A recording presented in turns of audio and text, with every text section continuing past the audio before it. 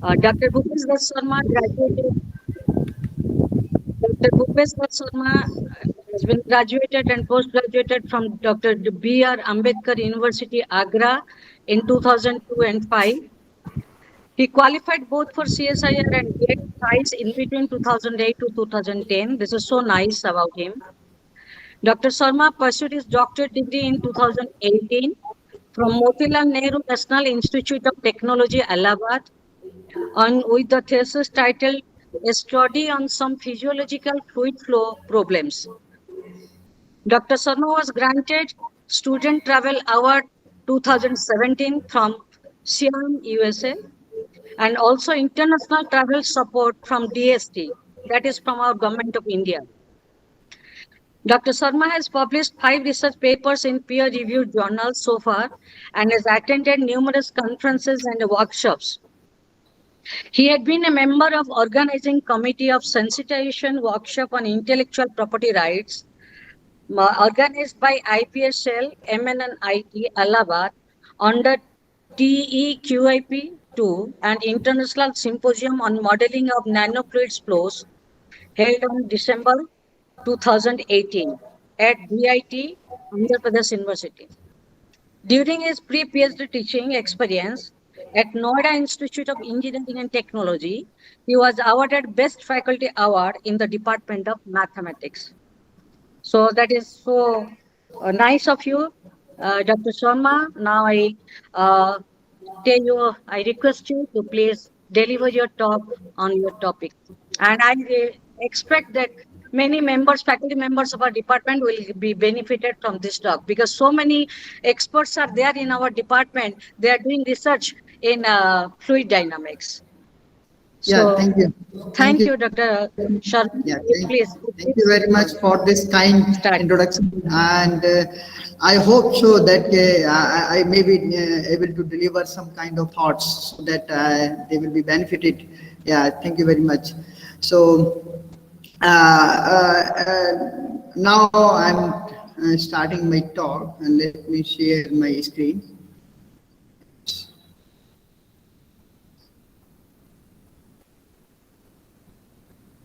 Yes. So is it visible clearly? Yeah, it is visible. Yes, sir, clearly visible. So the topic and title of my talk today is the mathematical modeling of the blood flow problems in the diseased blood vessels.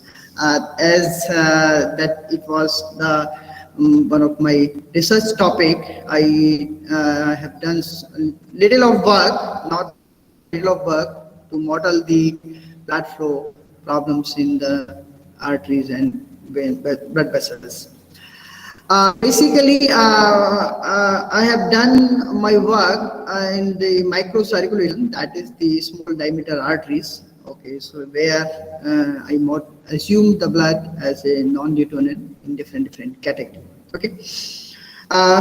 Before going further in my talk, I would like to give some glimpse, not very much thoroughly, but some glimpse of the fluid mechanics approach to the biological flow, or rather biology. Yes, that will be my outline. First part will be the introductory part, and the second part, one problem that I have done during my research that I would like to share here. And please ask me any queries. I will try to clarify the doubts. If it is not, pardon me, and it will be, if I can clarify the doubts, it will be good for me and for me also. Biofluid mechanics, basically this is a kind of subject which this subject don't have its own theory. It's not that most of the subjects have their own origin.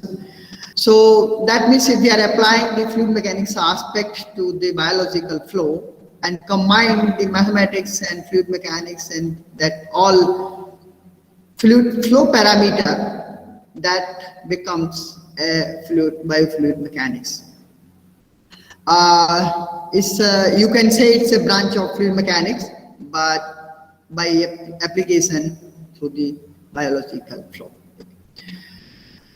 If we go through this, the fluid mechanics approach in the biology, that is the biofluid mechanics, so we can categorize this subject and two major parts. That one is the internal flow, we call it physiological flow, and another is the external flow.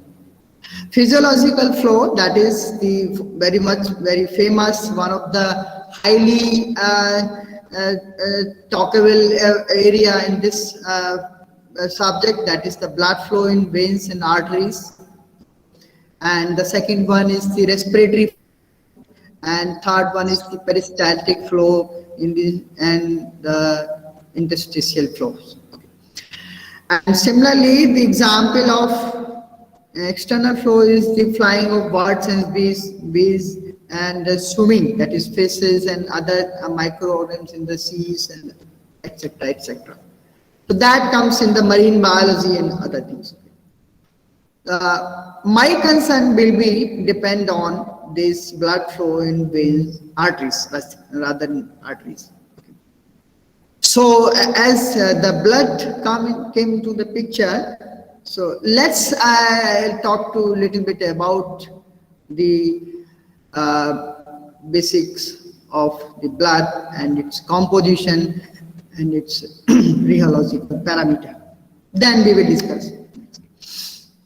Yes, blood. So blood for the fluid or the person who are doing work in the fluid dynamics or fluid mechanics, that means they do not consider blood as a fluid in the micro level.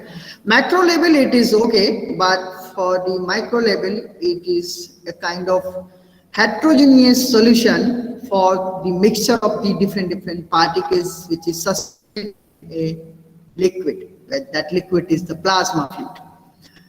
So that particle is as the RBC, that is the red blood cells, and the white blood cells and the platelets. And all these three particles have their own structure, their own fluid mechanical aspect.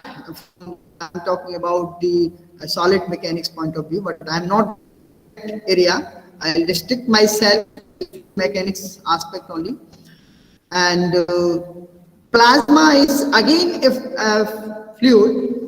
It is an aqueous solution of the other proteins and organics and molecules and minerals, etc. We will discuss thoroughly in the next slides. So that picture you can see at my screen, and this is a kind of that is a blood element. It's not. It's only on the schematic diagram. It's not exact picture. So you can see this is the red blood cells, and this is the white blood cells, and this is the platelets, and this yellow one, this whole yellow is a plasma fluid. So one can get idea how can we imagine the blood when we are doing some mathematical or fluid mechanic study to understand the blood flow in the arteries and veins.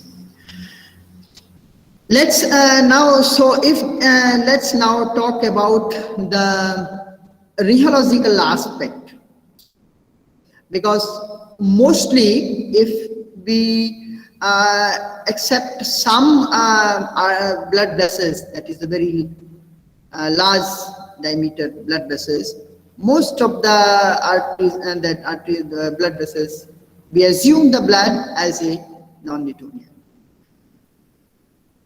So these are some points I would like to discuss here about the blood rheology. So if you normally we think about that a healthy human, if you consider a healthy human body, so near about 7% of body weight is blood, approximately.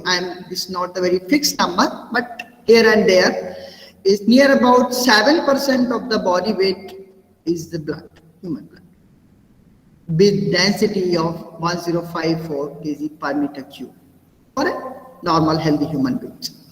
So from that point of view, it is almost about 5 liter blood every healthy human can.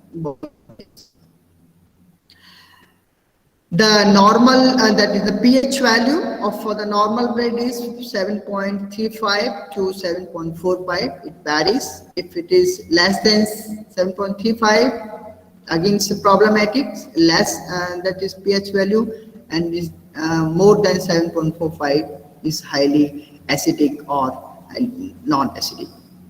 That range. And since the blood is very complex fluid, that includes the the particles, that is the RBC, which play an important role for the viscosity for the blood. So, and plasma, which is 55% of the total blood, 2 to 3 liter for a normal human being. The viscosity of the blood is highly dependent on the shear rate. And why it is? Because of the important aspect is the red blood. Because the red blood cells, they are flowing almost with very fraction of time, they change their shape. Sometimes they coagulate it and then they bifurcate it, and again they change. They kind of merged and bifurcated. So, if we talked about from the large arteries point of view, for example, the aorta, so we can treat it blood as a homogeneous, because from the continuum point of view, that particle large, their effect is there, but that effect is not very much. So we can assume that the blood is a Newtonian for the large diameter arteries. But when we move the arteries of very small diameter arteries, nearly about 3.3 mm, less than 3 mm, so then the problems comes because it behaves like a non-Newtonian fluid. And again, the thing is that there is no certain model till the date, non-Newtonian model, so that we can say that, okay, this is the final model which almost all the rheological fluid flow parameter can satisfy the condition for that particular blood flow model. Many researchers have doing their research, and they are doing assuming blood as a this particular model, that particular model, and sometimes it's Newtonian and non-Newtonian like this. In small arteries, that blood is a non-Newtonian fluid. Its viscosity depends on the viscosity of plasma, its protein content, and the hematocrit. Hematocrit is the amount of RBC per unit volume and the temperature. But if we talk about the mammals, that is the big mammals and the large body mammals, the atmospheric parameters like the temperature and other things, they are very negligible effect. Okay, I'm not saying they don't have, the temperature also affect the viscosity, everything, but the effect is very nominal. So in the general practice, in the modeling of the blood, we are not taking in account of this effect, this temperature effect, very much. The plasma is a fluid. This, again, I told the aqueous solution, that is, it contains the electrolytes in the organic substance, mainly the protein, that is globulins, albulins, and fibrinogen. So fibrinogen is 5%, and globulins is the 45%, and albulin is the 50%.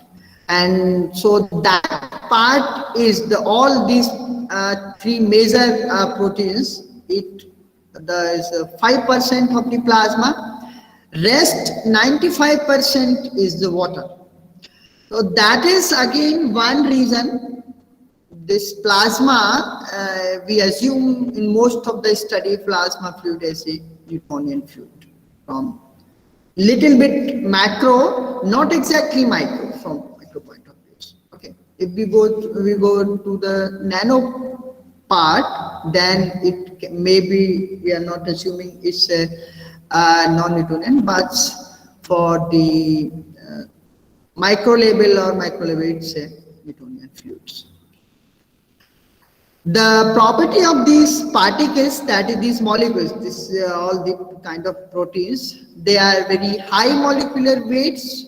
So because of that, in the capillary flow, they cannot pass the capillary wall. They cannot pass through the capillary wall. Now, RBC, that the red blood cell, which is a very important part for the blood viscosity. So it's also known as the erythrocytes. It's near about 45% of the total of the blood. The general nature of RBC is bioconcave in shape with the average diameter of 8.5 micrometer. The RBC are very flexible in nature, contain the hemoglobin, which is the oxygen carrying protein, and the percentage of the blood volume made by the red blood cell is known as the hematocrit. So the percentage of the RBC in blood is also known as the hematocrit, and if you normal blood if you are taking, it's approximately 5 multiplied by 10 to power 6 in numbers. So these are the numbers. It can vary from person to person in different situations. Maybe in diseased or in different kind of disease also. That's again a very complex study. And then the white blood cell, that is WBC, which play an important role for our immune system, which fight the disease.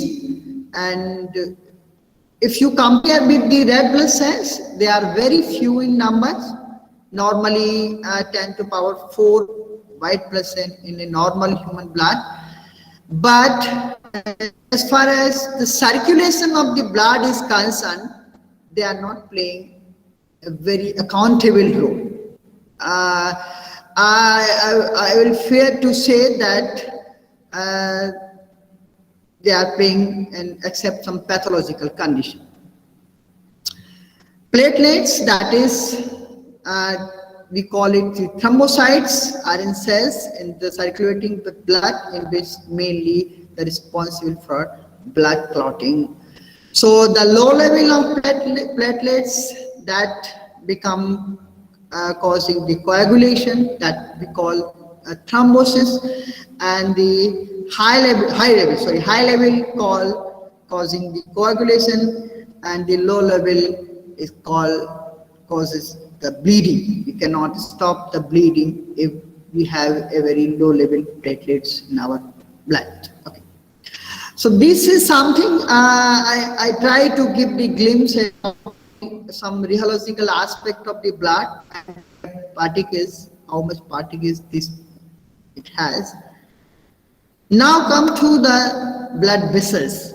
So more or less, that is, we have two types of blood vessels in blood body. One is the artery and other one is the veins. Arteries, which carries the purified blood, and veins, which carries the impure blood. That means the blood which is pumped by heart, purified by lungs, in the circulation, it is in the arteries. And when in the circulatory system, our body organ cells take the food and they take the oxygen, and after taking that in their mechanism, they release carbon dioxide, and that CO2 contained blood again passes through the veins So that is the impure blood which collect in the left part of the blood, and then because of the heart mechanism, it pumped into the lungs, and then lungs purify the blood. We take the oxygen from the atmosphere, and that oxygen break into the CO2, broke into carbon dioxide and other things. Okay, that is the different study. I'm not going very much detail in that, but so I would like to discuss the some that blood vessels parts, that is their structure, about their structures. So the main work of the blood vessels to transport the blood throughout the body parts, okay, whether it's containing or whether it is releasing. Okay. It categorizes mainly three types. One is veins and other is capillaries. Capillaries is very small blood vessels in our cell, according to maybe in the cell system. Arteries are the type of blood vessel which carried away the blood from the heart, and the veins are the type of blood vessel which carried into the heart. So there is a simple definition. What is the vein? Vein is the type of blood vessels which is carry blood into the heart, and arteries the type of blood vessel which carries the blood from the heart, carry away from the heart. So that's why there is one, all our blood vessels is the veins. They have veins, but one is the pulmonary arteries and pulmonary veins. These are the two particular arteries which is they do a opposite work, but we call it arteries and veins. For example, the pulmonary arteries, it carried out the blood, but it's a impure blood towards the lungs. But according to the mechanism, because it is carrying out the blood away from heart, so that's why it is pulmonary artery, but it contains the impure blood. It's not pure blood. And similarly, the pulmonary vein, that is the blood which coming after purifying, coming from the lungs and going into the heart, but it contains the pure blood, that is the oxygenated blood. It's not deoxygenated blood. So these are the two or the blood vessels. They have the opposite name, and you can say the opposite mechanism. Normally, the 60% of the blood volume remains in the venous system. We call it the reservoir of the blood. Okay. Normally, we call it the reservoir. And 7% is in heart, 10% is in arteries, and about 10% in arterioles, capillary, and the rest of the 10% in the pulmonary circulation. Okay. So, as you can see in the diagram, in the picture, I try to give a glimpse of their structure part. So the internal part of this blood vessels, we call it tunica intima, which is mostly contained the endothelium. And this middle part, we call it the tunica media, and the outer part is the tunica extrema. Comparative to arteries, the veins are little bit flexible and little bit thinner compared to the arteries. So that is by the low blood pressure, blood flow in the veins, and very high blood pressure that flow through the arteries. My study is also taking care of this structure part of the arteries. That's why I discussed this part here. So I assumed blood vessels in these two different mediums, and that extrema I have taken care as a solid surface. I'll discuss later. So That is the circulatory system diagram. You can see the blue one, which is the impure blood flow, that is called the pulmonary flow circulation, and that is the red one. You can see it is the purified blood circulation circulatory system. We call it systemic circulation.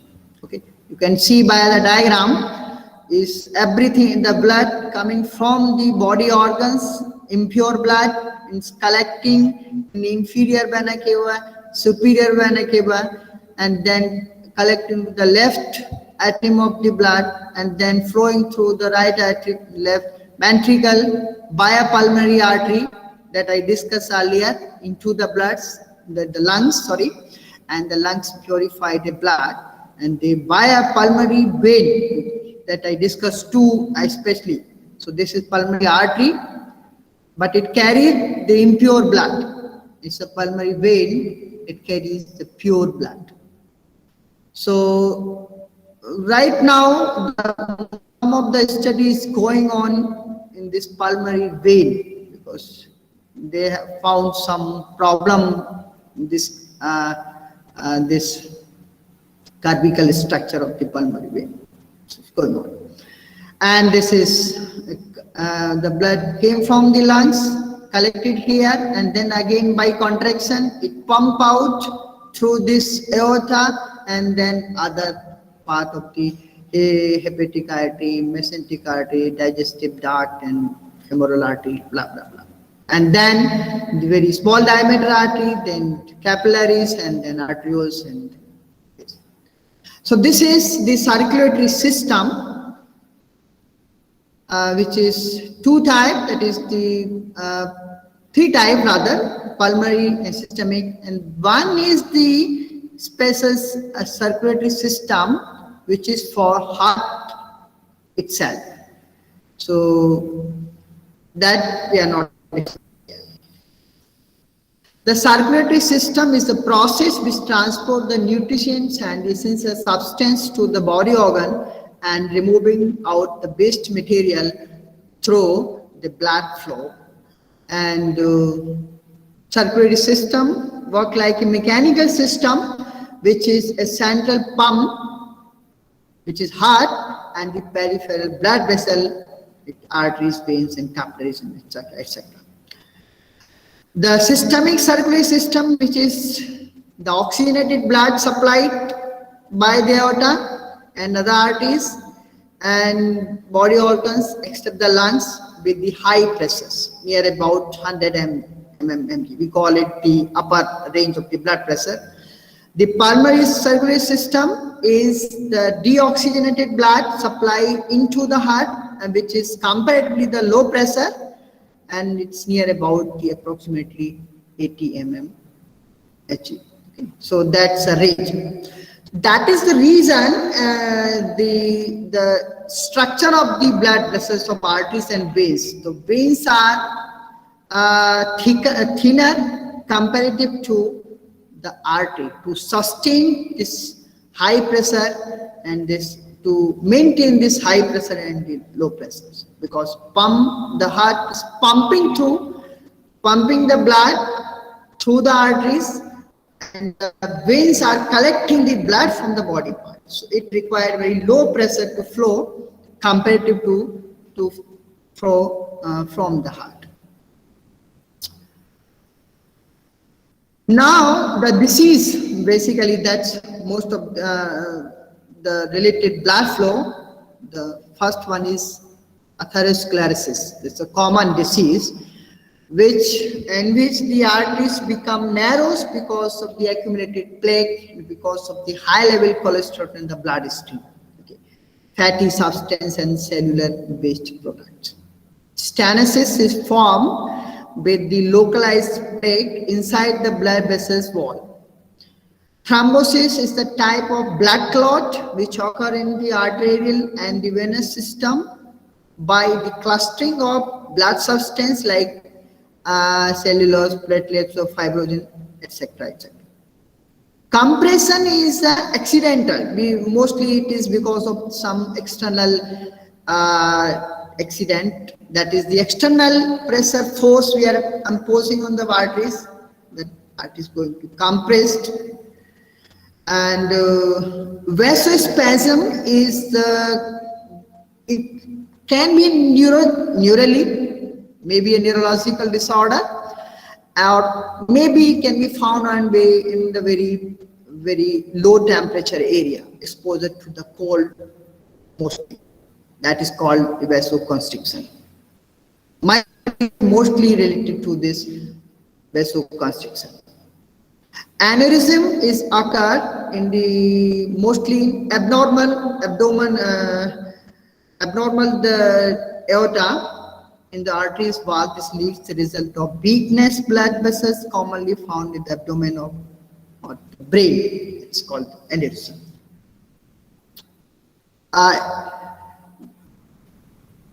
This is the picture which gives you the glimpse and the idea about how the things is going inside the blood vessels. So one can get the idea that this occurs. It is the stenosis artery, this plaques accumulated inside the blood vessels, so which causes to reduce the amount of flow and other parameter. Most of the researchers discussing in different scenarios, different approaches, different mathematical and fluid mechanics aspects. A parallel studies going on. One is the most of the application part, which is the application of the fluid mechanics aspect and the mathematics. Other one is the mathematical fluid mechanics, where most of the focus is based on the mathematical aspects, not very much to the fluid flow parameters and these things. When the arteries, the bloods flow in the very small arteries, then there one fluid mechanic aspect comes into the picture, that is called linguistic effect. Sorry if I'm not pronouncing it correctly. We normally call it the FL effect. So that person, Robin Furness, very first discovered that if the suspended fluid, particle suspended fluid flowing a very small tubes, capillaries, then that particle accumulated towards the axis of the blood. Although there are so many different studies, there are so many different aspects, unless we consider in case of the blood, it happens in the very small diameter arteries because of the nature of the RBCs, because they have their rotating nature and their coagulation, coagulation and the bifurcation. So there is a angular hydrodynamic force occur at the microscopic level. So that's why this all RBC and this blood particles, that particle accumulated towards the axis, and because of this, we get a very cell-free layer, only the plasma fluid there. So that's why the two-layer study of blood comes into the picture. Okay. So I mostly have done work assuming this FL effect. Most of the work based on this FL effect, to study this layer, cell-free layer in different and the effect of different parameters, when it increases, when it decreases, if it increases, what it causes, etc., etc. So the Farias and the Torson discussed about the viscosity of the blood in diameter of small diameter blood vessels, The blood viscosity varies with the diameter of the tube flow. That was the Ferrius law, and then Lindquist and Ferrius both have done this experimental study. And critically, the diameter about 0.3 mm and less than 3 mm. So the blood vessels which have the diameter less than 3 mm considered as a small diameter arteries, and then this FL effect comes into the picture. But still there is no authentic and 100% experiment and theoretically proved theory how this happened. But one theory which is very much near to the, you can say, the truth, that is the nature of the RBC, and because of the RBC and because of their rotating nature, there is an angular hydrodynamic force occurred, and that's why there's all the blood particles accumulated along towards the axis of cells.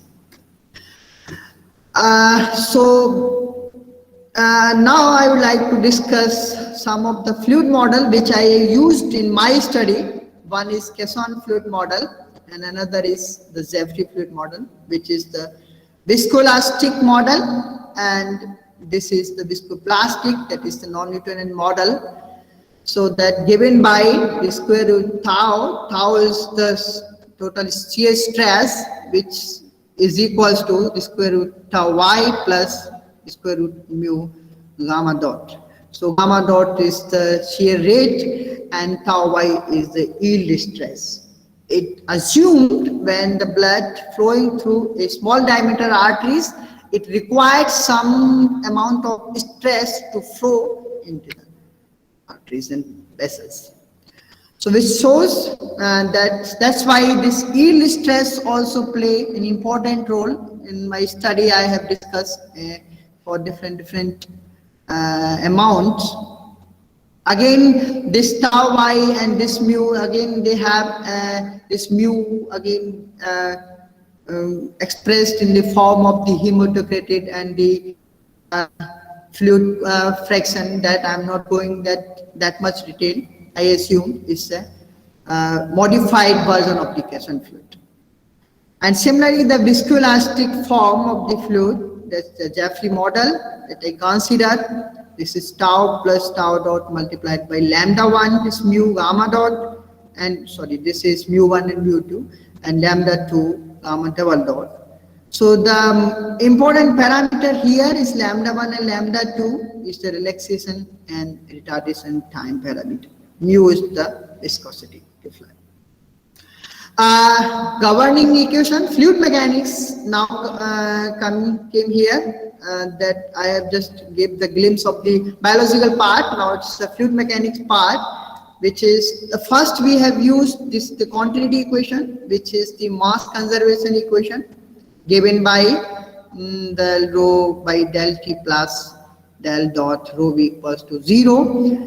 And second is the Cauchy momentum equation, which is the equation of the conservation of momentum. So which we consider a fixed control volume, and then we derive this by applying the Newton's second law of motion, which del rho v by del T plus del dot rho vv minus grad p del dot tau t and plus rho v. So rho v is the external force term, This is the shear stress force term, and this is the precipitating force terms, and that is total the mass into acceleration. So this is the equation per unit mass per unit volume.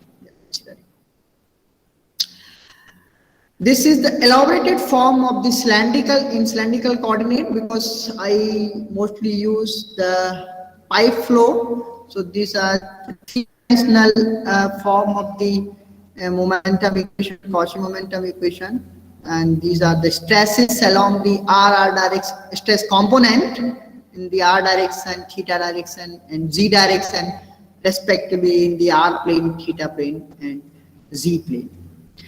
In my study, I assumed only the one-dimensional flow, because I assumed that only flow in the z direction, and there is no theta component because it's the axisymmetric flow. I like to discuss here. So this is the idea I want to share here, that is the micropolar fluid flow when we go into the very, very micro level in the blood. So then the particle motion also comes into the picture, which is governed by the micropolar fluid flow. So rest of the equations are same. Some of the parameters are changes. This is the momentum equation, and this is the particle angular conservation of angular momentum equation. So where I is the micro inertia coefficient and omega is the micro rotation velocity, and lambda and mu are the usual viscosity coefficient. When we have done this derivation, then these are two conditions. Because of this condition, this is the final version of the momentum equation. Okay, and this omega, C naught, CA, CD, these all are the parameter. If we put all these parameters 0, that equation will convert into the Navier-Stokes form that I am not going to discuss here. One glimpse I would like to give you the magnetic part that I am not going to discuss too much here, but the porous medium aspect of the fluid mechanics. So that is the one is the Darcy law, which is where the velocity is directly proportional to the pressure gradient, or you can say the flow is proportional to the pressure gradient. So the modified version is equals to V equals to minus K by mu and grad P, where V is the velocity and grad P is the pressure gradient term. In Darcy law is valid for laminar and steady state one phase flow. In the Darcy, they have neglected the inertial terms, so that then Brinkman's law comes into the picture, which discovered by the Brinkman in 1947. So this the extension, basically the extension of the Darcy law, which is the pressure gradient is equals to the mu by K. This is the inertia term. Sorry, this is the term comes from the Darcy law, and the mu effective and del square V, which is the inertial force term. So mu effective is the effective viscosity in the porous region, which obviously will be different from the normal flow. There is no porous medium. And now I'm skipping this part. It is the biomagnetic aspect. We can apply the magnetic field. So that is the equation, modified version. Okay. So I'm not going in very detail. So this is one of my problem I would like to discuss here. So that is flow of blood flow in the porous constricted blood vessels.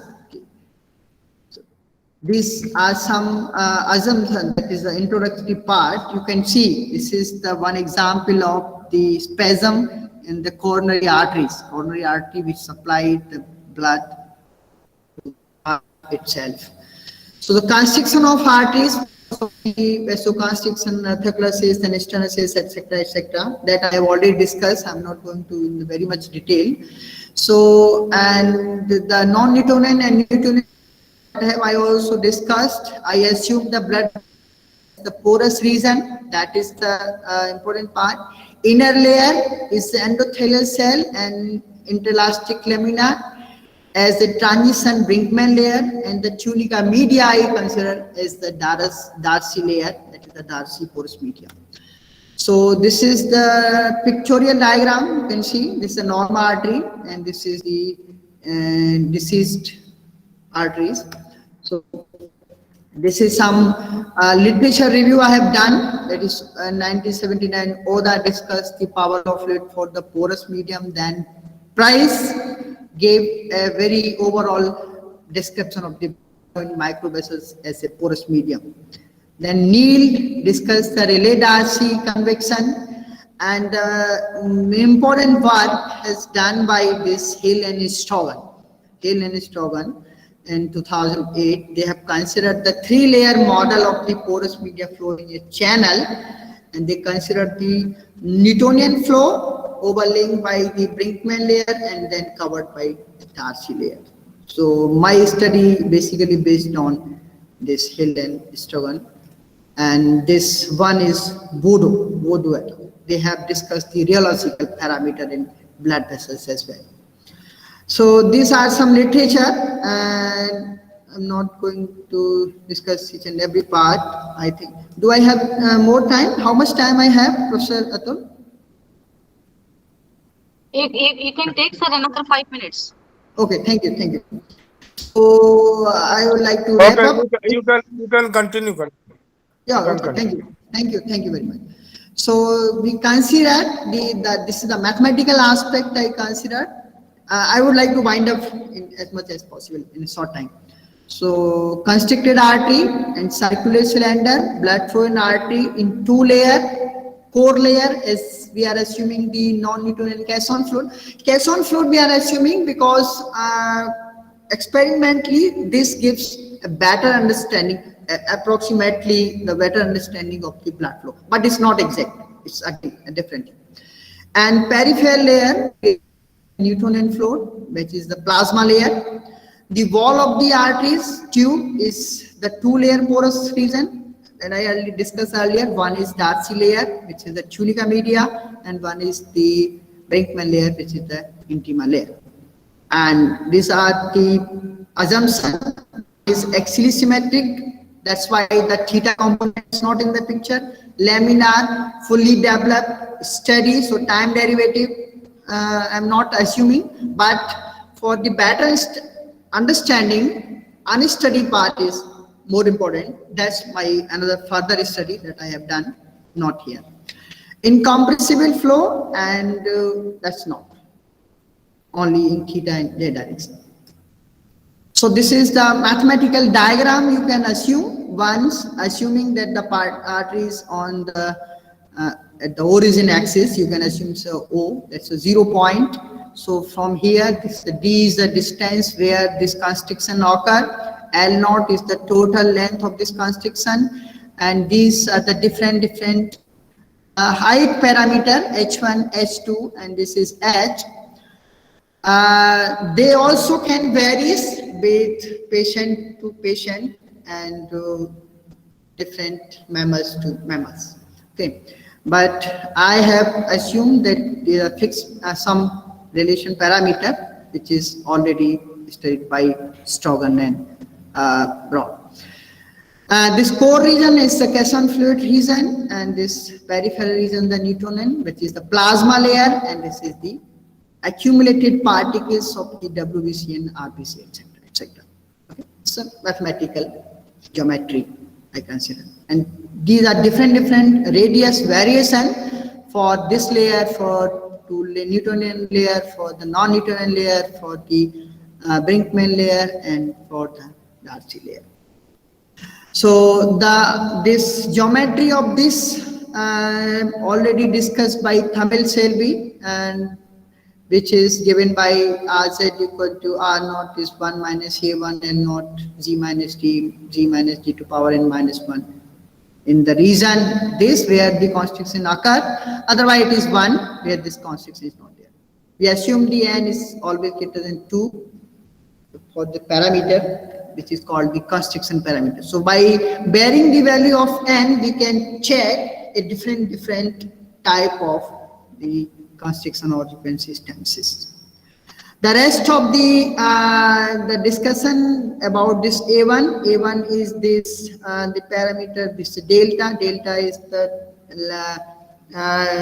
transition layer between the normal and the diseased arteries, radius of the diseased artery, and G is defined by D plus L naught by this. The velocity in core, peripheral, Brinkman and Darcy region, I assume that's B1, B2, B3, B4.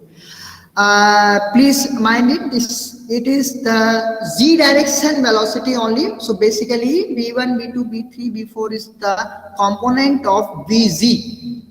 VR and V theta is not in the picture because of the assumption. And similarly pressure in different layers, P1, P2, P3, P4. So by assuming this all assumption, this the modified version of the Cauchy momentum equation for the non-Newtonian part is given by this.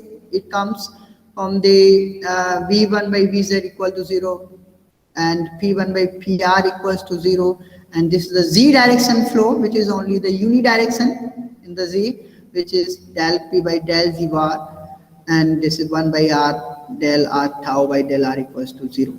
This part is 0 because of I assume it's a study, but some more general will be unstudied that I have already communicated. It's still waiting.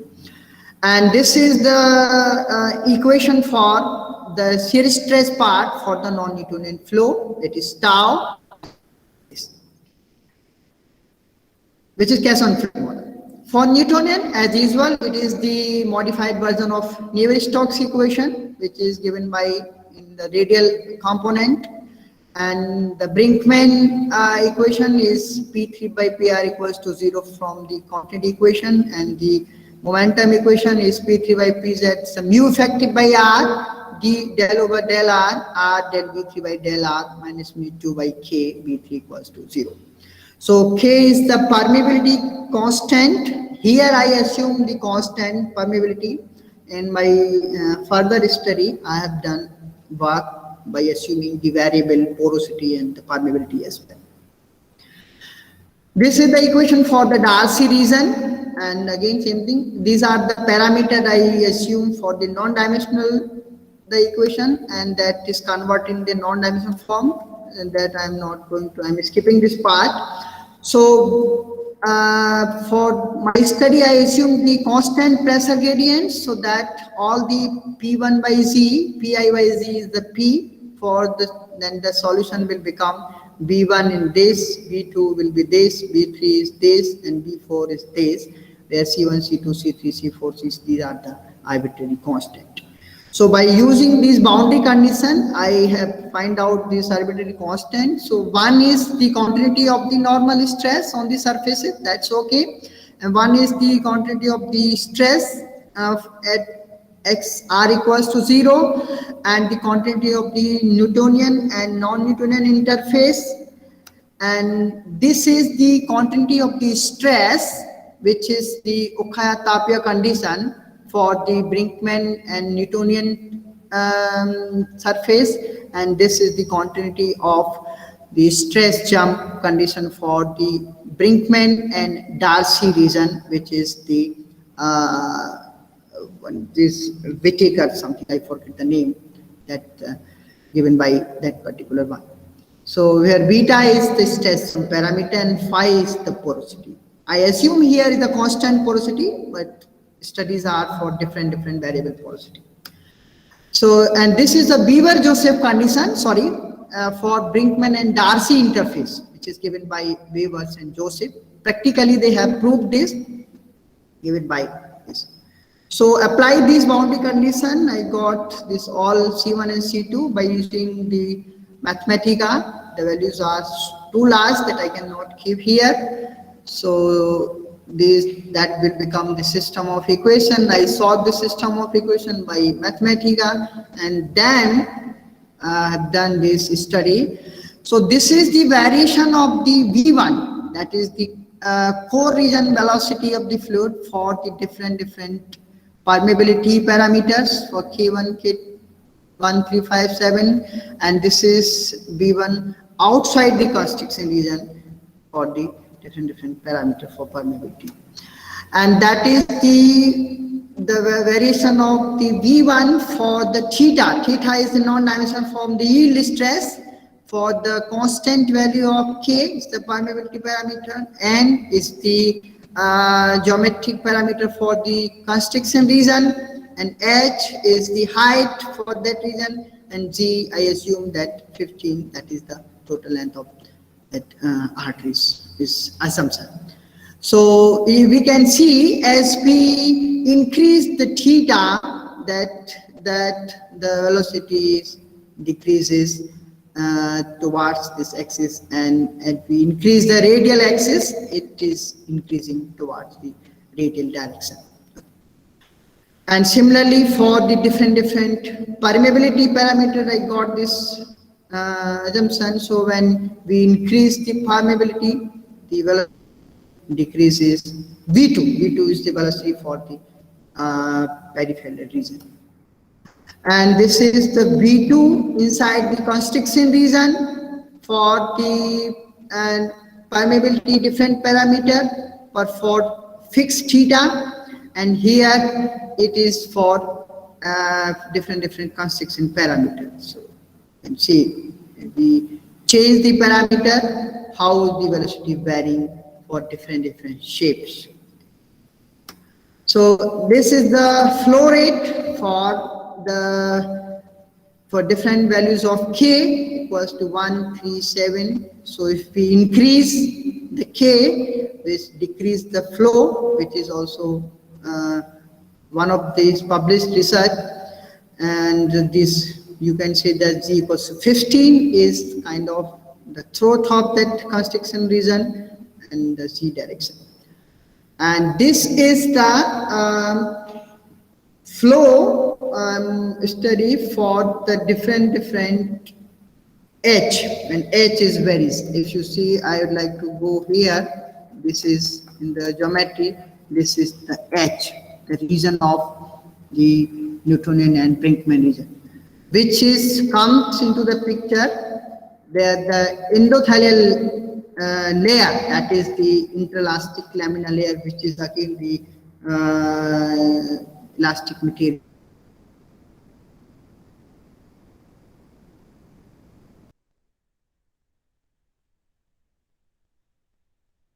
Is there any network issue? Network. Some problem with the audio. Let me call him then. Yeah, call him.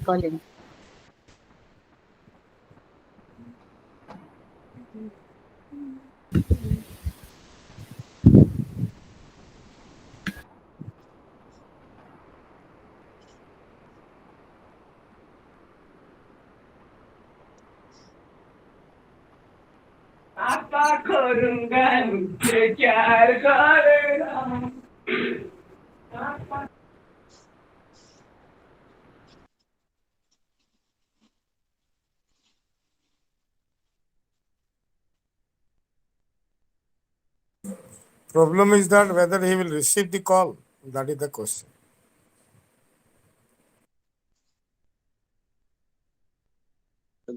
Left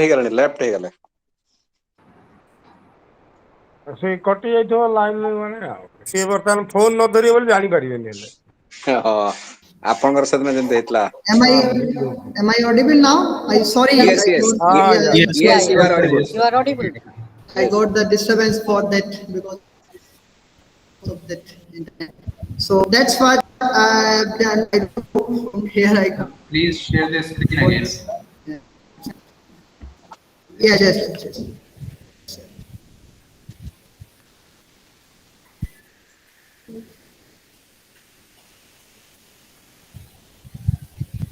Yeah, so that's the end of my talk. I don't know from where I have to start. Okay, it's So okay. any question is welcome. Any questions? Dr. Sharma, Yes, sir. this is Abhijit Sutradhar. Yes, sir.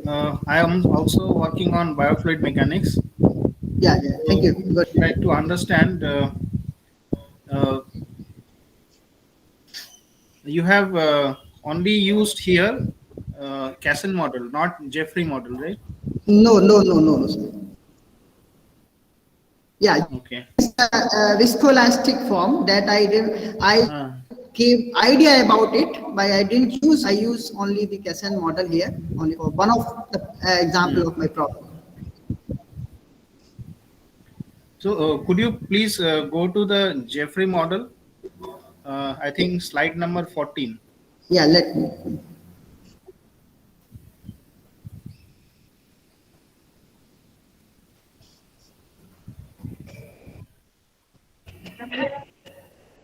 Yeah, yes. Thank you. So what is the representation physical significance of gamma dot and gamma double dot.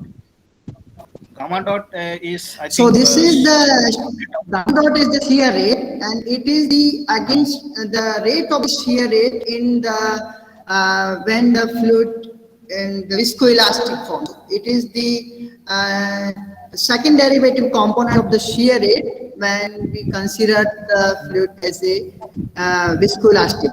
That occur because of the elastic component again comes into the picture. okay. So And there what is, the fluid model which has the two Noid and the Maxwell model of the elastic form by using the Hooke's law. Okay, so there are two Noid in one spring, right? okay. So this is And, could you yeah, this is see this Yes. one is because of the fluid property itself, okay, shear rate of fluid, and this one comes because of the Hooke's law, the force because of the elasticity of the material like this, right? And mu is not constant; it is apparent viscosity, right? Yeah, apparent viscosity. Yeah, I agree. Yeah. And could you please explain one of your graph? Physically explain one of your graph. Which one? Means what is happening there? Means Which one? if it is increasing, suppose in the first figure left hand side, Which one? This one. anyone means Okay. So or velocity. yeah. I think I lost my connection when I was discussing this. Okay. So Yes. this K is the permeability parameter, right? Okay. Again, so many things I assume the constant, that the porosity and other thing. So when the permeability parameter increases, right? The Yes. flow of blood decreases along for different parameter as well along the z axis. So see, when the starting of this z is the, let me, Dr. Sharma, 1 minute. yes, When you are telling that the K increases, means porosity increases, Yeah. I think they are numerically increases, but your formulation says that though you are using Brinkman model of Yeah. Darcy, K part is in denominator, so it decreases. yes. Yes, sorry. You are taking numerically they are increasing, but physically Yeah. they are decreasing. No, look at it. Yes. You see the porosity part. Yeah, this you one. see- Yes. Yeah. You are writing K is equal to 1, 3, 5, and 7. But go to the model. You are taking Yeah. 1 by K. 1 by K. Yeah. So they are not increasing, they are decreasing. Yeah, right. I'm taking the K from a nomenclature point of view. The K means when we increase the K velocity, that means we are decreasing the permeability, right? So that is it. Yes. Yeah. I'm discussing the increasing value for K. So that is 1 by K. If we are increasing the K, that means 1 by K is going to decrease. That means the permeability is also Yes. Yeah, that's okay. Yeah, right. Yes. Yeah, right. But my concern And also, my concern is, yes. And 1 second. In the last part of the formulation also you wrote it as phi as the permeability in non-dimensional form. 5. You just mentioned in the last equation. Yeah, which one? Yes. Yeah. No. Next.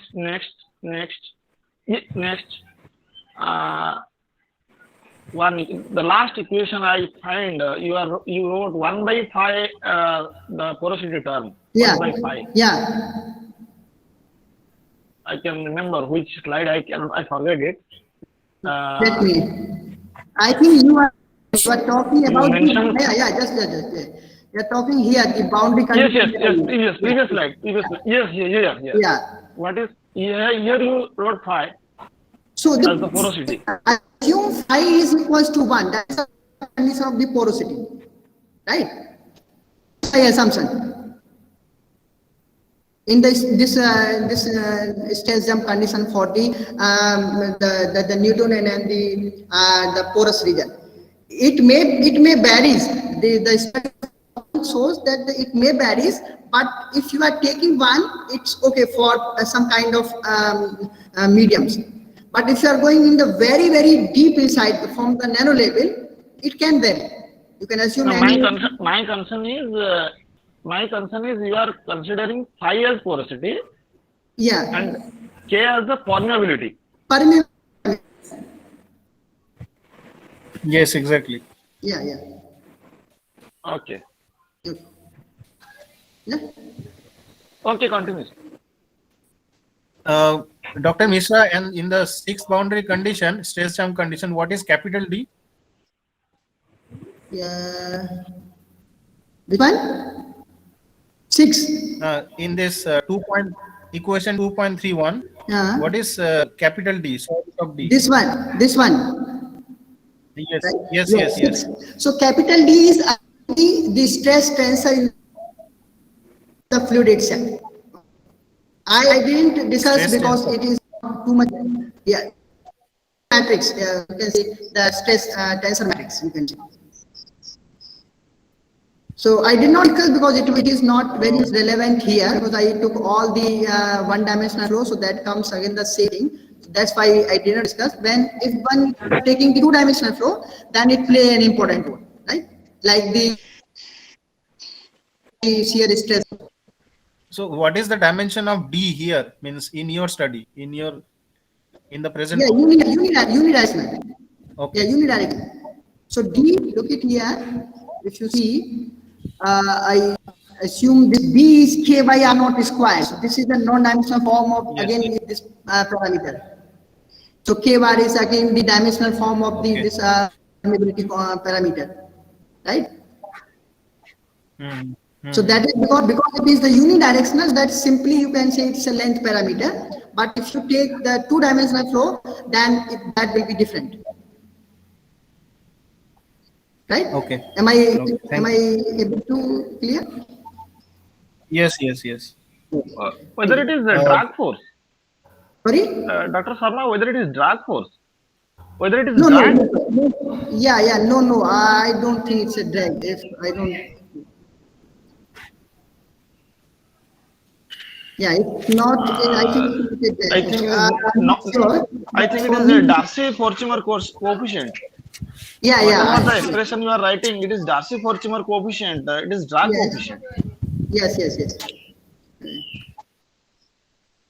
I forget the name, what we call it, but it's not that drag. I'm sure it's not the drag.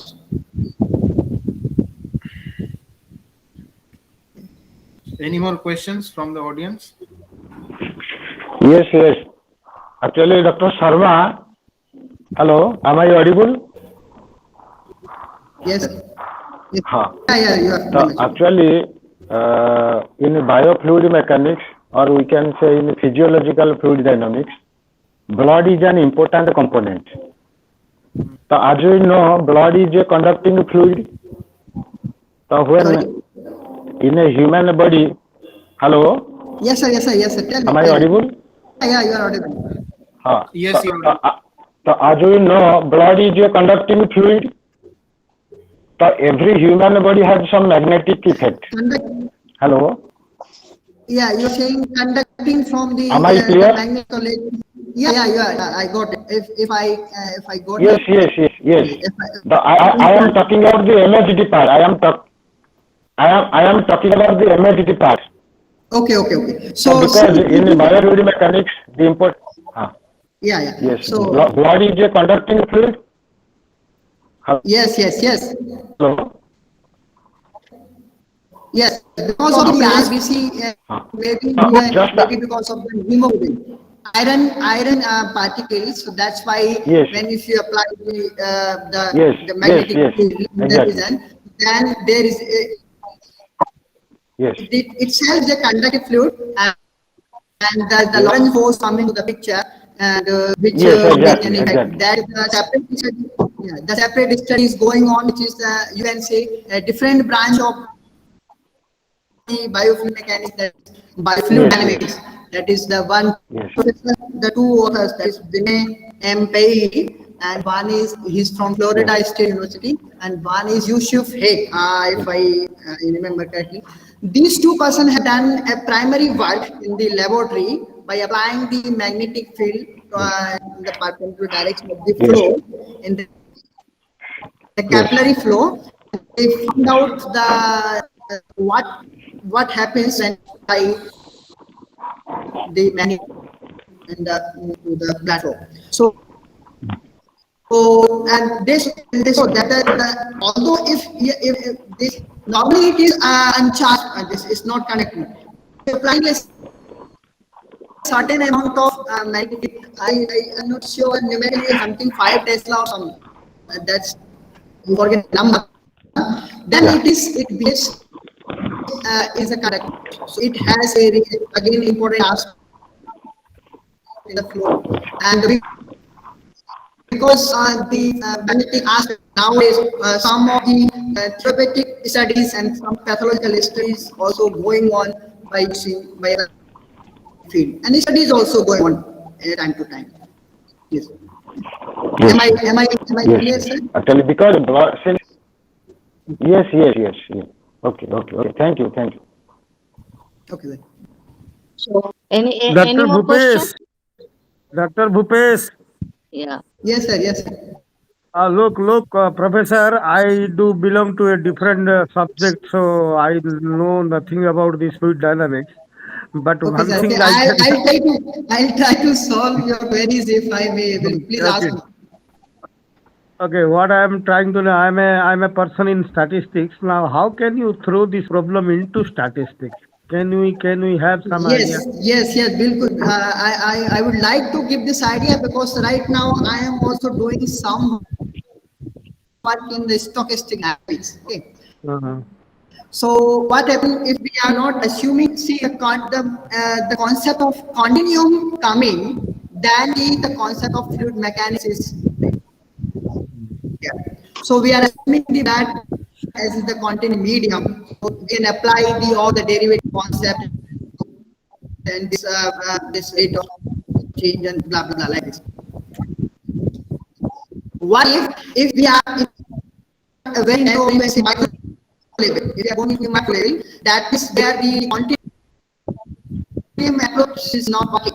I don't know experimentally or practically is somebody has proved it or not, but some of the researchers trying nowadays. So then the stochastic dynamics comes to the picture. So there the data is not the continuous interval, that is the scattered, you can say the discrete. So where we apply this approach differently. So yes, sir. So the concept is the stochastic dynamics. Yeah. Am I clear? Got it, Professor. I'll be in touch with you. Thank you very much. I will be very, very happy if I. Okay. Thank you. Okay. Any more question from anyone? Okay. That's a very nice presentation, Dr. Sharma. Yeah. Very, Can I very stop nice my presentation. screen? Yeah. You can stop. Yes, sir. Now. Yes, You ma'am. can stop now. Yeah. Thank you. I am also very thankful to Ma'am, HOD Ma'am, and this whole Center for Applied Mathematics. And I would love to do. I love to giving praise, and I am also giving my thank to Professor Atul Kumar Ray. He is one of my junior during my PhD days. So thank you very much for all the healthy discussion and all your queries. Yeah, thank you very much from the bottom of my heart. Thank you. Okay. We also enjoyed your talk. Dr. Sharma. Yeah, it's my pleasure. I really It's my enjoyed pleasure, the ma'am. beautiful interaction. Yeah, it's my pleasure, Session ma'am. it was. Okay. So yeah, Thank now you. I request Dr. Abhijit to offer his vote of thanks. Thank you, HOD ma'am. At the end of the 4th Shiksha Anusandhan weekly academic lecture called SOAWAL, I, Dr. Abhijit Sutradhar, the coordinator of this series, namely SOAWAL, from the Center of Applied Mathematics and Computing, shall take a liberty of proposing vote of thanks. first of all, we thank the speaker, Dr. Bhupesh Dutt Sharma, whose talk has surely enriched us, depicting mathematical model and this in diseased blood vessels, and his particular focus was on Cashin model, and as personally I am also working on biofluid dynamics, so various models suitable to blood flow can be also applied.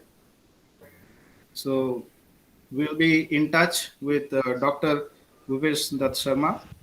Our Thank you. thanks I will are let due you. to the colleagues, scholars. Yes, thank you. Uh, our thanks due to the colleagues, scholars, and students in the audience. Our big thanks goes to Dr. Manoj Ranjan Nayak, the Honorable Resident of Shiksha Anusandhan deemed to be University, who have been always been a source of inspiration to all of us.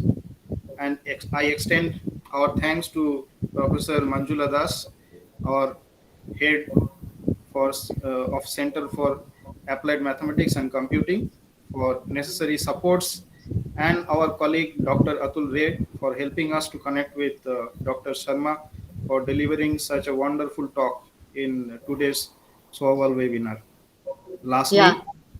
I will, on behalf of Center for Applied Mathematics and Computing, Shiksha Anusandhan University, would like to extend our heartfelt thanks to all.